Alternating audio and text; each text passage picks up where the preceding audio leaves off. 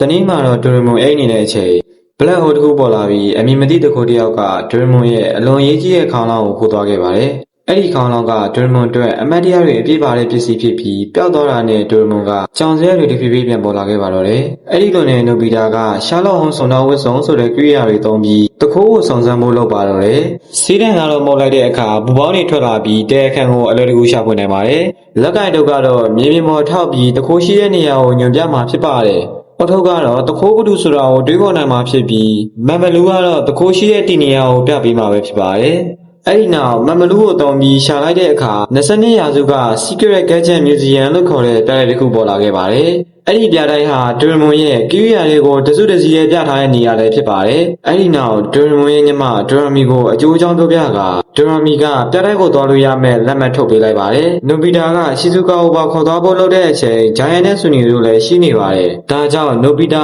ဒိုရမွန်နဲ့တငယ်ချင်းတက်တိုက်ပြတိုက်စီကိုထုတ်ခဲ့ကြပါတော့တယ်။22ရာစုကိုရောက်သွားတဲ့အခါမှာတော့အနာဂတ်မြို့တော်ကြီးဟာအရန်ကိုတိုးတက်ပြောင်းလဲနေပါတယ်။သူတို့တော်မဲ့ပြတိုက်ရှိတဲ့တီနီယာဟာအိမ်မောင်းများစွာနဲ့တိစောက်ထားတဲ့ကျွန်းဖြစ်ပြီးအင်ဂျင်နီယာနဲ့သိပ္ပံပညာရှင်များစွာနေထိုင်တဲ့ကျွန်းလည်းဖြစ်ပါတယ်။ပြတိုက်ကိုရောက်တဲ့အခါမှာတော့ပြတိုက်ရဲ့ညွှန်ကြားရေးမှူးနဲ့ပြတိုက်လမ်းညွှန်ယူတိုတို့နဲ့ဆုံပါတယ်။ဒိုရမွန်တို့ဟာခြေလုံးပြောက်သွားတဲ့အတွက်တကူကိုလိုက်ရှာနေတာဖြစ်ကြောင်းပြောပြပါတယ်။အဲဒီတကူကပြတိုက်ရဲ့ပစ္စည်းတွေလည်းခိုးယူနေပါတယ်။ပြတိုက်ကြီးကတကယ်ကိုအံ့ဩစရာကောင်းပါတယ်။ဒိုရမွန်ရဲ့အိတ်ကက်ထဲကပစ္စည်းတွေအားလုံးကိုအမျိုးအစားအလိုက်စုံစုံလင်လင်ပြသထားတဲ့နေရာကြီးပဲဖြစ်ပါတယ်။အားလုံးကပြတိုက်ထဲကပစ္စည်းတွေကိုစိတ်ဝင်စားနေကြပေမဲ့ဒိုရမွန်ကတော့သူ့ရဲ့ခေါင်းလောင်းရှာဖို့ပဲအာရုံစိုက်နေပါတယ်။အဲ့ဒီနောက်ပြတိုက်ထဲကပစ္စည်းတွေပြောက်တဲ့အခန်းကနေရဲတယောက်ထွက်လာခဲ့ပါတယ်။အဲ့ဒီရဲကပြတိုက်မှာပစ္စည်းတွေကိုလိုက်ခိုးနေတဲ့တရေတကောင်ရှိကြောင်းနဲ့ပစ္စည်းတွေကိုအသေးအမွှားလေးကအစပြောက်ဖို့ကြောင်းပြောပြပါတယ်။အဲ့ဒီလိုနဲ့နိုဘီတာတို့အဖွဲ့ဟာကိရိယာတွေကိုရှောက်ကြည့်နေရင်လူစုပွဲကလမ်းပြောက်သွားပါတော့တယ်။ဂျိုင်ယန်နဲ့ဆူနီယိုကတော့ဂါဒီဗာလို့ခေါ်တဲ့လိုင်ကောင်းကိုမတော်တဆဝင်မိပြီးတေးသေးလေးတွေဖြစ်သွားခဲ့ပါတယ်။ဒါပေမဲ့သူတို့ပြန်ဝင်မလို့လောက်နေတော့မှပဲပြတိုက်ဝန်ထမ်းတွေက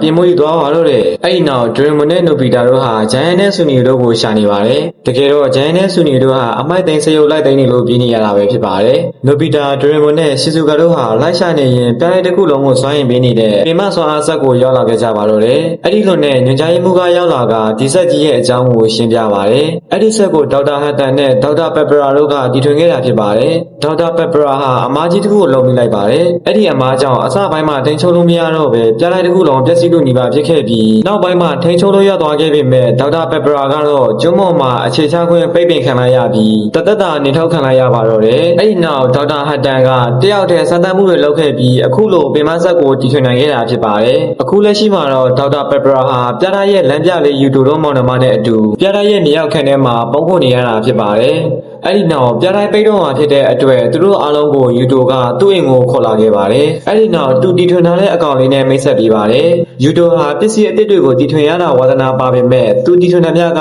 မြဲတမ်းချော်ပြီးပောက်ကွယ်တတ်ပါတယ်။အဲ့ဒီအကောင့်လေးဟာလည်းအခုလိုပောက်ကွယ်ပြီးရရှိလာတာပဲဖြစ်ပါတယ်။ညအဲ့ချိန်မှာဒိုရမွန်ဟာအရင်ကအကြောင်းတွေပြန်တွေးနေခဲ့ပါတယ်။ဒိုရမွန်ဟာနိုဘီတာကိုကူညီဖို့အနာဂတ်ကနေရောက်လာတာဖြစ်ပါတယ်။နိုဘီတာနဲ့ဒိုရမွန်ဟာရန်ဖြစ်ရင်ဒိုရမွန်ရဲ့ခေါင်းလောင်းလေးမြောင်းနှင်းကျသွားခဲ့ပါတယ်။အဲ့ဒီလိုနဲ့နိုဘီတာဟာကြိုးစားရှာဖွေရင်နောက်ဆုံးမှာတော့တွေ့သွားခဲ့ပါတယ်။တကယ်တော့ဒိုရမွန်ရဲ့ခေါင်းလောင်းပြန်ရှာနေရတာဟာခေါင်းလောင်းထဲမှာအခုလိုအတိတ်ကမှတ်ညက်တွေရှိပြီးခေါင်းလောင်းမရှိတော့ရင်ဒိုရမွန်ဟာမှတ်ညက်တွေပြဆုံးသွားမှာပဲဖြစ်ပါတယ်။အဲ့ဒါကြောင့်ခေါင်းလောင်းလေးကိုရှာဖွေနေရတာဖြစ်ပါတယ်။နောက်တနေ့မနေ့မှာတော့ပြတိုက်ကိုအတိပေးစာတစ်ခုရောက်လာခဲ့ပါတယ်။အတိပေးစာထဲမှာတော့နေ့လယ်12နာရီမှာပြတိုက်ထဲကပစ္စည်းတွေလာယူမှာဖြစ်ကြောင်းသတိပေးထားတာပဲဖြစ်ပါတယ်။တကယ်တော့ဒိုရမွန်ခေါင်းလောင်းမခိုးယူခင်ကလည်းအခုလိုသတိပေးစာပို့ထားပါတယ်။အဲ့ဒါကိုနိုဘီတာကဘာမှမသိပဲတင်ထားခဲ့တာဖြစ်ပါတယ်။အဲ့ဒီနောက်မှာတော့ရဲတပ်ဖွဲ့ကအဆောင်တွေကိုနေရာအနှံ့ထားကတခိုးကိုစောင့်ကြည့်နေကြပါတယ်။ညွှန်ကြားရေးမှူးကပန်းချံအနောက်သွားကြည့်မယ်ဆိုကထွက်သွားပြီးယူတိုကအင်နာသွားအောင်မယ်ဆိုပြီးပျောက်သွားကခဏအကြာမှာတော့ယူတိုပဲပြန်ရောက်လာခဲ့ပါတယ်။12နာရီအတိမှာတော့နေရာအနှံ့မှာစရုပ်တွေပေါ်လာပြီးအဆောင်တွေကိုတိုက်ခိုက်ပါတယ်။ပြလိုက်ထဲမှာတော့အမောင်ကျသွားကတခိုးကပေါ်လာခဲ့ပါတယ်။နိုဘီတာတို့အဖွဲ့ဟာတခိုးကိုကိရိယာတွေသုံးပြီးအစွမ်းကိုတိုက်ခိုက်ကြပါတယ်။အဲ့ဒီနောက်တိုက်ခိုက်တာမနိုင်တဲ့အတွက်ရဲကသူနဲ့နှစ်ယောက်တည်းတိုက်ခိုက်မယ်ဆိုက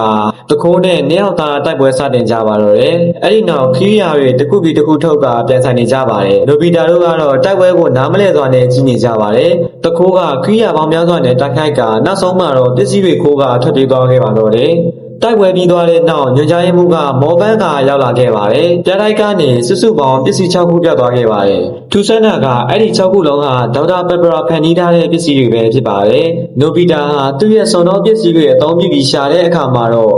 လေနေတဲ့တကားကိုပဲတဲလွန်စာရခဲ့ပါတယ်ရှာဖွေရေးတို့ကိုအသုံးပြုတဲ့အခါမှာတော့ပကြီးကားတစ်ချက်ကိုညွှန်ပြပါတယ်ပကြီးကားထဲမဝင်ခင်ယူတိုဖန်တီးထားတဲ့အကောင့်လေးကသူ့ဘာသူရောက်လာခဲ့ပါတယ်ထူးဆန်းတာကအဲ့ဒီအကောင့်လေးဟာယူတိုရဲ့ခေါင်းပေါ်မတက်ပဲရှီဇူကာရဲ့ခေါင်းပေါ်တက်ကလိုက်လာခဲ့ပါတယ်အဲ့ဒီနောက်နိုဘီတာတို့ကပကြီးကားထဲဝင်ကတခိုးကိုလိုက်ရှာကြပါတော့တယ်ပကြီးကားထဲမှာတော့ကြောက်ရွံ့ဖြစ်စေတဲ့စက်ရုပ်နဲ့ရင်ဆိုင်ရပါတယ်ရှီဇူကာကမှန်တဲ့စက်ရုပ်ကိုအနိုင်ယူနိုင်ခဲ့ပါတယ်နောက်တစ်ခါသွားတဲ့အချိန်မှာတော့နိုဘီတာကယူတိုကျနေခဲ့တဲ့အချက်ပြဆက်ကိုကောက်လာခဲ့ပါတယ်အဲ့ဒီနောက်ဒရမွန်တို့အဖွဲ့ဟာတခိုးကိုလိုက်ရှာနေကြရင်နိုဘီတာကတကယ်တည်းရဲ့အစ်စ်ကိုတီးလိုက်ရပါတယ်တကယ်တော့အဲ့ဒီတခိုးကြီးဟာတခြားသူမဟုတ်ပဲသူတို့တငယ်ချင်းယူတိုဖြစ်နေတာပါနိုဘီတာကိုအားလုံးကမယုံကြပေမဲ့အခုလိုရှင်းပြပါတယ်အစောပိုင်းကရခဲ့တဲ့တဲလွန်စာဖြစ်တဲ့လယ်နေရဲ့တကားရဲ့ဂျပန်အတန်အတွက်ဟာကူယူတိုဖြစ်တဲ့အတွက်ယူတိုလို့တဲလွန်စာပေးတာဖြစ်ပြီးယူတိုဖန်တီးထားတဲ့အကောင်လေးဟာယူတိုရဲ့ခေါင်းပေါ်မတက်ပဲရှီဇူကာရဲ့ခေါင်းပေါ်မှာပဲတက်နေတာဟာလည်းတဲလွန်စာတစ်ခုပဲဖြစ်ပါတယ်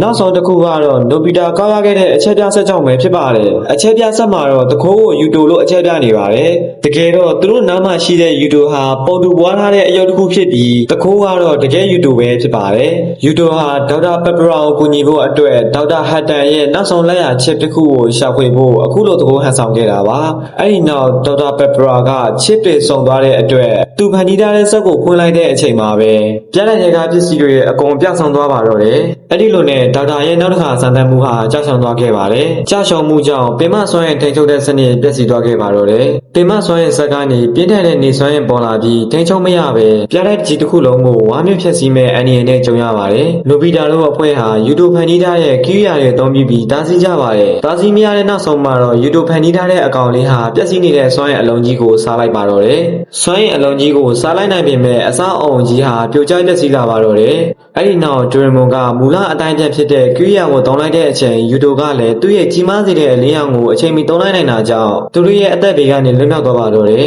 နောက်ဆုံးမှာတော့ယူတိုရဲ့တည်ထွင်မှုအသစ်နဲ့အားလုံးရဲ့ကြိုးစားမှုကြောင့်ပြလက်ကြီးကိုကယ်တင်နိုင်ခဲ့ပါတယ်ဒရမွန်လည်းသူ့ရဲ့ခေါင်းလောင်းလေးကိုပြန်ရခဲ့ပါတယ်ဇက်လန်ရဲ့အဆုံးမှာတော့စိတ်မကောင်းစရာအမှန်တရားတစ်ခုပေါ်လာပါတယ်ဒရမွန်ရဲ့ခေါင်းလောင်းဟာရိုးရိုးခေါင်းလောင်းလေးပါပဲဒါပေမဲ့အဲ့ဒီခေါင်းလောင်းလေးဟာနိုဘီတာနဲ့ဒရမွန်တို့အရင်ကရန်ဖြစ်ရင်မြောင်းထဲကျသွားခဲ့တာကိုနိုဘီတာကညက်ပတ်ပေးရခံပြီးရှာပေးခဲ့တဲ့တန်ရုံးစင်အမတ်တရခေါင်းလောင်းလေးဖြစ်နေတာကြောင့်ဒရမွန်ကအသက်ထဲမျက်နှာပြီးတိုက်ထားခဲ့တာဖြစ်ပါတယ်ဒါအောင်သိတော်တဲ့နိုဘီတာလည်းဝမ်းနဲ့ဝမ်းသာဖြစ်ကဇက်လန်လေးလည်းပြီးဆုံးသွားပါတော့တယ်အဆုံးထိကြည့်ပြီလို့အားလုံးကျေးဇူးတင်ပါတယ်ခင်ဗျာ予告状ドラえもんの鈴をいただきます怪盗デラックスあれあれ